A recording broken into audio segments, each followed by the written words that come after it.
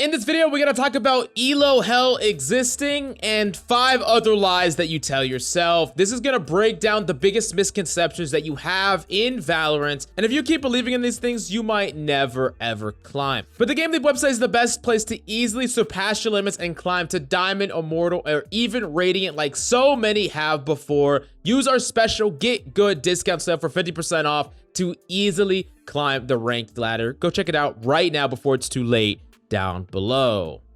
Now, I've been doing a lot of VOD reviews recently for this channel, places like Fiverr, and then just people just reaching out to me, and I've learned a lot of big misconceptions that people believe, and it's holding them back from improvement. And I really do feel like a lot of these misconceptions are the reason that these players haven't been able to improve at all. Now, the first big one is the idea that Smurfs are the reason why you can't rank up. Now, there's a lot of things about Smurfs that are 100% true. They can be incredibly annoying to go up against. In some cases, depending on the Smurf that you're facing, it is near impossible to win that game. And most of all, it can be incredibly frustrating where you won one game fair and square, you beat people that were at your rank, and then you lose another game against players who are clearly not of your skill level. And I'm not going to deny any of those things are true, and I do understand that Riot is doing things behind the scenes to help the smurfing problem, but the reality of the situation is Smurfs aren't going anywhere.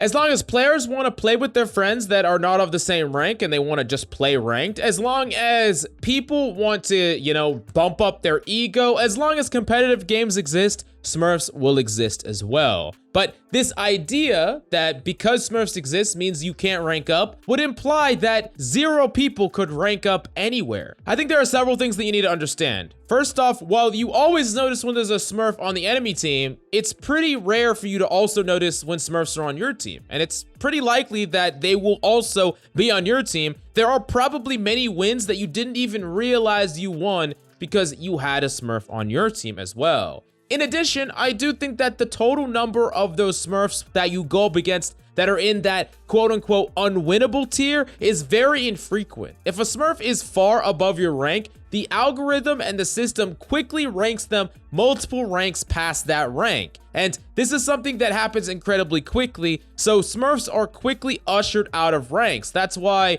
if you are going up against a Smurf, it, one, might not even be a Smurf, it just might be someone who's having a good game. There's a lot of just RNG that happens from game to game sometimes. Sometimes people just fucking feel it, and they're not smurfing, they're just playing well. And 2, oftentimes the Smurf will not be that far above your rank. They might be a plat player smurfing in gold, or a gold player smurfing in silver. Whatever the case may be, these players are not impossible to beat. In fact, these players probably lose a lot when they smurf, if I'm being honest. So what you need to understand is over time, Smurfs are going to actually contribute very little to your overall rank ups because they're going to bounce each other out on the enemy team and on your team. And there's going to be a number of Smurfs where you have the potential to beat them. And that's the hard truth.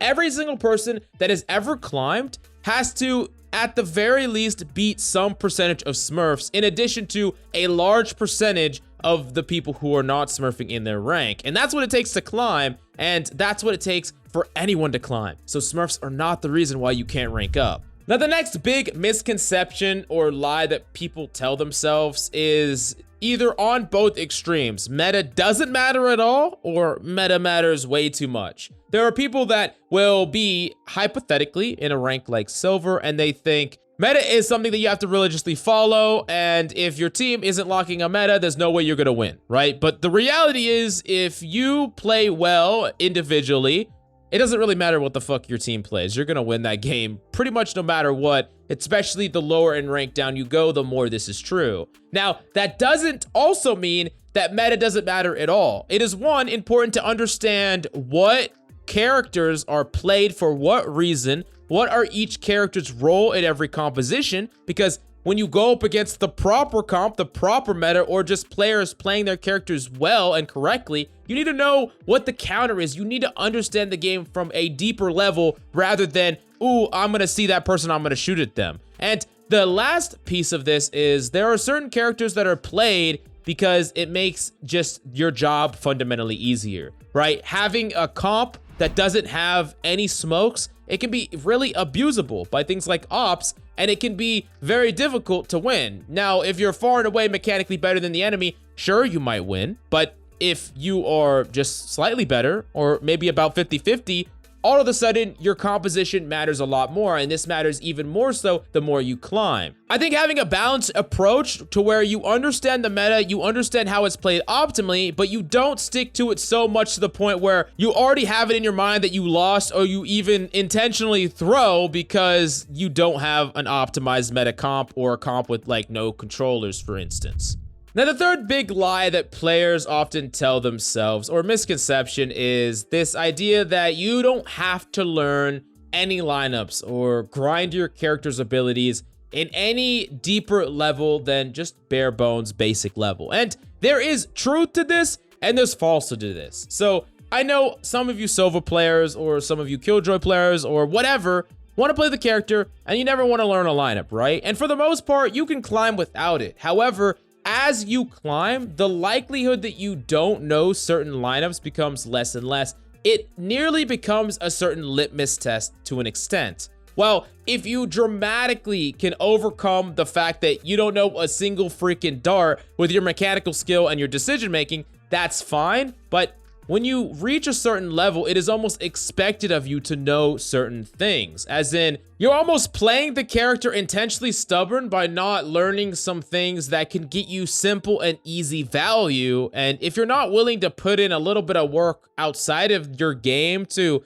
learn these skills on these characters, then they might not actually be the proper character for you, because the more you know on these characters, the better your impact is going to be, the easier that is going to be. And a lot of players think that that is a fun aspect of the character. So you're almost trying to be intentionally, I don't know what the word is, maybe, you know, rebellious to the meta or something like that. But I really feel like that is just setting yourself up for failure. Now, the next big myth that people consistently preach, and it's the idea of ELO hell. And ELO hell can be quote unquote caused by Smurfs, but I think bigger than that, people say that ELO hell is their teammates. As in, the game's a team game, and your individual impact is not enough to carry these garbage teammates you get game after game after game. And to an extent, if you understood my Smurfs argument, you'll also understand the bad teammates argument. There's no reason why eventually your enemies won't get bad teammates all the same as you. You might not realize it because it hurts a lot more when you have a bad teammate, but it is happening, and it's something that is incredibly important to understand. I think a lot of players want a really good teammate in every single game they have. And realistically, the only time that you get good teammates is when you climb to ranks that they're in. I feel like a lot of people are playing in a rank where they want consistent players of the skill set of players in the next rank or the rank after that. And you want a Sova who always properly entries, or a Jet that can, you know, smoke dash in and consistently get kills back a site. Well, guess what? Players who can consistently do that are probably in a much higher rank than you are. And that's just the reality of it. Maybe you have a player on your team that's doing really poor and they're just, you know, god awful in this game, but they're in your rank. Well, they probably have inconsistency issues. Some games they play really well and some games they play bad, but that inconsistency issue is the reason that they're in that rank. If you had a player that had no inconsistency issues, they would not be in your rank to throw your game. At the end of the day, you are the only constant. You are the only one that you get to take from your game into the next, into the next, into the next. So you should be focusing on raising your consistency, raising your impact, and you will eventually climb to a rank where better teammates, better players exist in, and you can get those better teammates. But then by then, you're gonna want teammates of the next rank and the next rank and the next rank, and there's just no end to this. That's why the ELO hell myth just is all about just a personal accountability. I know that I might be reaching here a little bit trying to teach people personal accountability, but at the end of the day, you're the only one you can control, right? So you're the one who has to consistently have enough impact to win a higher percentage of games to climb out of whatever rank you're in. But the last misconception that I have for you, and this one kind of goes hand in hand with the ELO hell and bad teammates, and it's the idea that you have high kills, deserve the win, or you have players on your team that have really low kills, so obviously they fed, and if you didn't have that low kill player, you would have won the game. I think there was nothing more apparent than this when there was a Iron Jet player that sent me their footage. You might have saw the VOD review on this channel. They had consistently like 30 bombs, were dropping lots of kills, but they could not rank up and they lost a lot of games. And then quickly, when we dug into their gameplay, they were often not entering, they were often lurking, baiting their team, never dashing and creating any space for their team. And while yes, they got a lot of individual kills, a lot of their kills were created from neglecting the team aspect of the game. And if they would smoke and dash onto site, create space for their team, they probably would have had a lot more kills. They probably would have fed a lot more, but guess what? Their team would have got spiked down more. They probably would have won a lot more games. And that's the reality of it. I think that people are really too tunnel visioned on this kill aspect, and they don't really look at the bigger picture. Or they had a really great teammate that maybe stalled, did everything right, and they didn't pop off and get the most amount of kills, but they had really great ability usage. They set up for their team, and you just kind of chalk up their kills to them throwing, which is not true. In fact, they were probably using above average ability use for the rank, but you're only tunnel visioning on this high kill or low kill thing, and it's not doing you any favors in actually improving. So these are the big 5 things that I think really hold a lot of players back. And there are so many more, and I could cover even more in the future. But let me know down below what you think is the #1 thing that are holding people back from improvement. And what did you personally believe that it took you to stop believing it in order to actually climb? Let everyone know down below. And while you're there, use the special Get Good 50% off sale for a fat discount on your GameLeap premium subs so you can easily climb the rank ladder. Do yourself a huge solid and don't miss out on this insane opportunity right now down below.